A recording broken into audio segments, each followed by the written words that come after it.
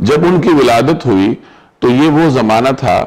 جب فرعون اور اس کے حواری یہ سونگتے پھر رہے تھے کہ کہاں بنی اسرائیل کے گھر میں کوئی لڑکا پیدا ہوا اور ہم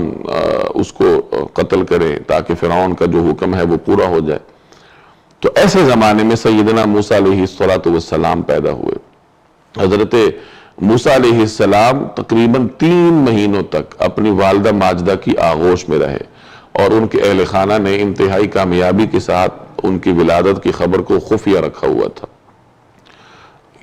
چونکہ ماحول کی وجہ سے فطری طور پر حضرت موسیٰ علیہ السلام کی والدہ کو کچھ اندیشے تھے کہ ہر طرف فرعون کے سپاہی اس کے ہر کارے گھومتے پھر رہے ہیں، بنی اسرائیل کے گھروں کی تلاشیاں ہو رہی ہیں، تو کہیں ایسا نہ ہو کہ جس معاملے کو ہم نے خفیہ رکھا ہوا ہے وہ کہیں آشکارا نہ ہو جائے، میرے بیٹے کو کوئی نقصان نہ پہنچا دے۔ تو انہیں یہ اندیشے تھے۔ تو یہاں اللہ فرما رہا ہے کہ ہم نے ان کی طرف وحی کی کہ آپ اس کو دودھ پلائیں اور کسی قسم کا اندیشہ نہ کریں، ہم اس کی حفاظت کریں گے۔ وحی لغت میں سرگوشی کو کہا جاتا ہے اور اصطلاح میں اللہ کے اس پیغام کو وحی سے تعبیر کیا جاتا ہے تو جو حضرت جبریل علیہ السلام کے واسطے سے اللہ تبارک و تعالیٰ کے انبیاء کی طرف آتا ہے۔ تو اصطلاحی طور پر تو جو وحی ہے وہ تو صرف انبیاء کی طرف ہوتی ہے، غیر نبی کی طرف اصطلاحی معنوں میں وحی نہیں ہوتی۔ حضرت موسیٰ علیہ السلام کی والدہ ظاہر ہے کہ نبوت کے منصب پر تو فائز نہیں تھی،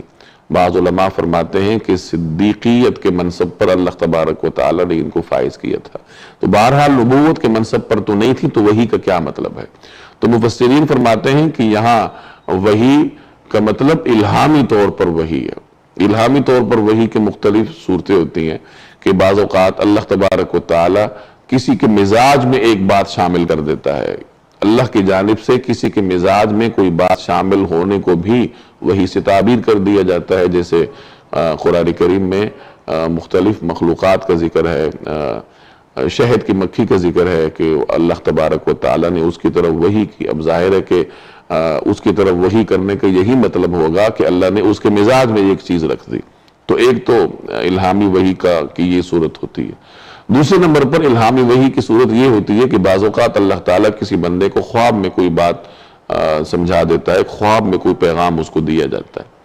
تیسرے نمبر پر اس کی صورت یہ ہوتی ہے کہ بعض اوقات اللہ تعالیٰ کسی فرشتے کو انسانی شکل میں کسی کے پاس بھیج دیتا ہے اور اسے کوئی سبق دیا جاتا ہے۔ جیسے ایک روایت میں ایک شخص کا ذکر ہے جو کسی سے ملاقات کے لیے جا رہا تھا، اللہ نے ایک فرشتے کو بھیجا انسانی شکل میں، وہ جا کر اس شخص سے ملا اور اس سے پوچھا کہ تم جس کی ملاقات کے لیے جا رہے ہو کیا وجہ ہے؟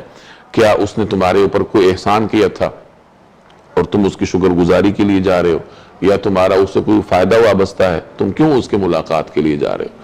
تو وہ شخص کہنے لگا کہ نہ تو میرا اس سے کوئی مفاد وابستہ ہے، نہ اس نے مجھ پر کوئی احسان کیا ہے، وہ نیک آدمی ہے، اس کی نیکی کی شہرت ہے، مجھے اللہ کی رضا کے لیے اس سے محبت ہے اور میں اللہ کی رضا کے لیے ہی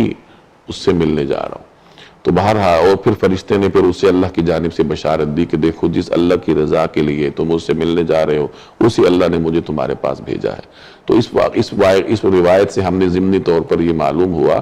کہ کسی شخص سے اللہ کی رضا کے لیے محبت رکھنا یہ انتہائی فضیلت والی بات ہے، اور اس سے ہمیں یہ بھی معلوم ہوا کہ بعض اوقات غیر نبی کی طرف اللہ جل جلالہ کا جو پیغام ہے وہ اس طریقے سے بھی آتا ہے۔ تو یہ الہامی وحی کی مختلف شکلیں ہیں جو کہ علماء نے بیان کی ہیں۔ تو اس میں سے کسی بھی صورت میں اللہ تبارک و تعالیٰ نے حضرت موسیٰ علیہ السلام کی والدہ کی طرف وحی کی ہوگی، ممکن ہے ان کو خواب میں بتا دیا گیا ہو، ممکن ہے فرشتے نے انسانی شکل میں آ کے انہیں پیغام دیا ہو، جو بھی صورت ہو اللہ نے فرمایا کہ ہم نے ان کی طرف وحی کی۔ وحی کیا کی کہ آپ ان کو دودھ پلائیں۔